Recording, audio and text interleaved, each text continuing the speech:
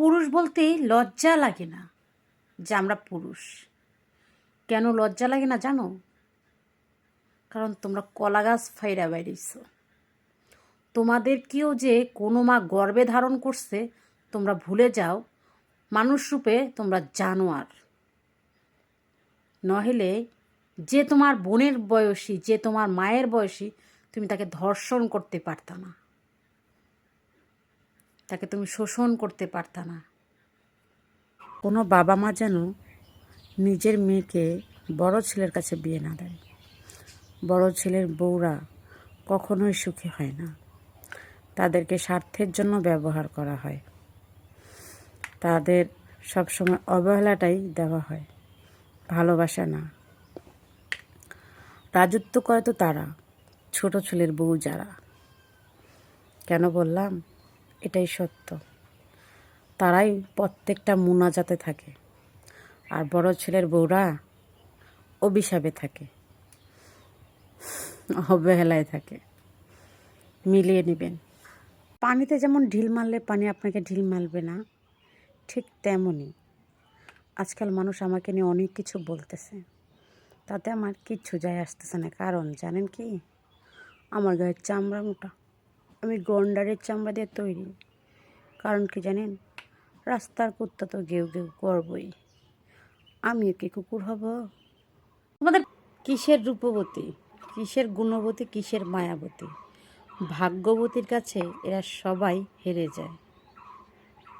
আপনাকে গুরুত্ব দেয় না, আপনাকে ছেড়েও দেয় না।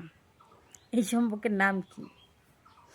বাহিরেও ঠিক রাখবে, মাঝে মাঝে আপনাকেও ব্যবহার করবে।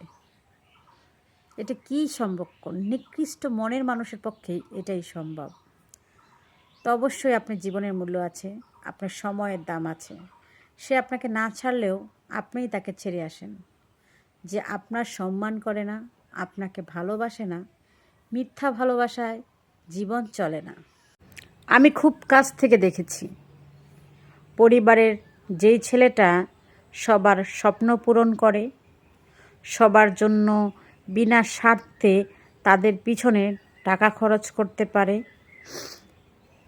মানে দুঃখ সুখ সব কিছু ভাগ করে নিতে পারে, দিন শেষে সেই ছেলেটাকেই তার মা বাবা স্বার্থপর বলে। কারণ কি জানেন? তার যতক্ষণ টাকা ছিল সে খরচ করতে পারছে, তার টাকা নাই, খরচ করতে পারতেছে না, তা সে স্বার্থপর। নারীরা ছেড়ে গেলেই দোষ, পুরুষরা থাকতে মূল্য দেয় না।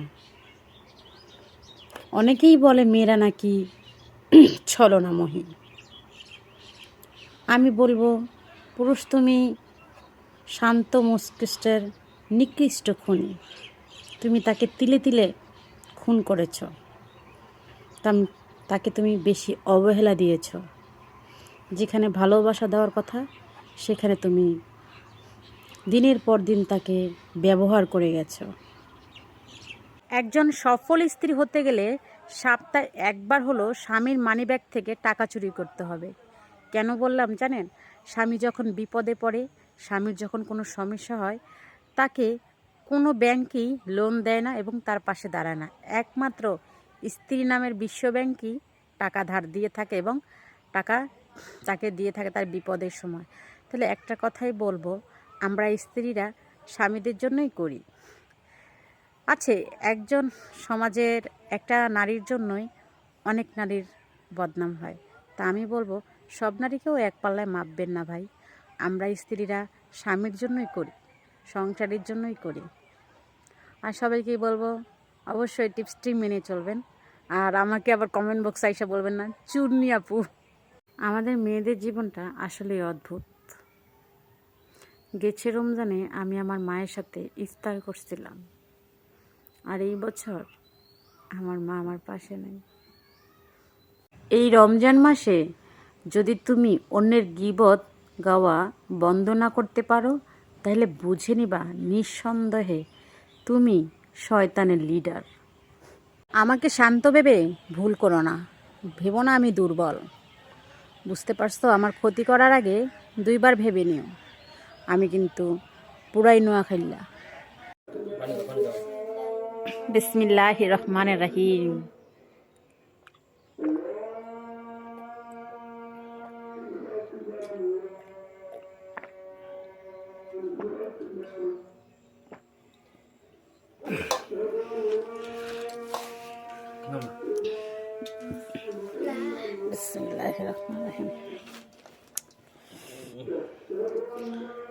সবাই চলে আসেন আমাদের সাথে ইফতার করতে।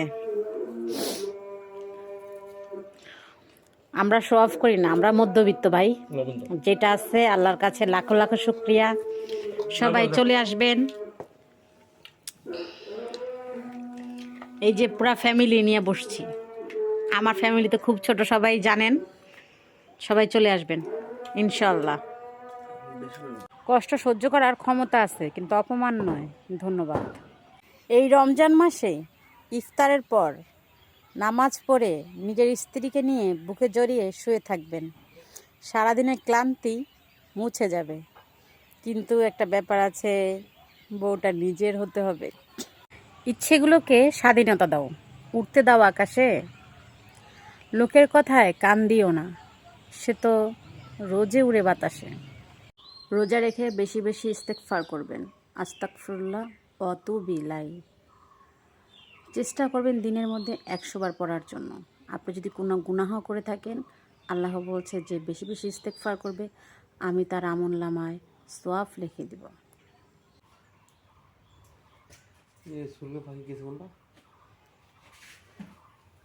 কি হয়েছে?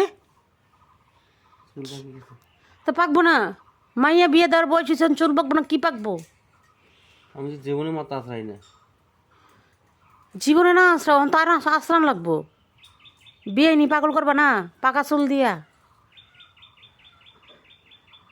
আর বাসও কে লিগা থাও না এমন জায়গায় থাকছে, এই দুইটাই জায়গায়। ও না, উগ্রমু ওরা থাক। বিয়ে নিয়ে আসবে, তোমার তোমার বয়স হয়ে গেছে। হাই হাই, দাঁড়াও, এত লইলো না। কি বুঝলেন? আপনার ভাইয়ের সব চুলি পাইকে গেছে গা। একজন নারী হয়েও বলছি, নারীরা কেন যেন এরকম, এক পুরুষে আসক্ত থাকতেই চায় না, 1000 পুরুষে আসক্ত হয়ে যায়। তাদেরকেই বলতেছি, আপু কি চাইছেন জীবনে? বাঁচবেন কতদিন? রং তামসা করেন না, এখনো সময় আছে, সঠিক পথে চলে আসুন। আল্লাহ কিন্তু ক্ষমাশীল, কিন্তু ন্যায় বিচারক।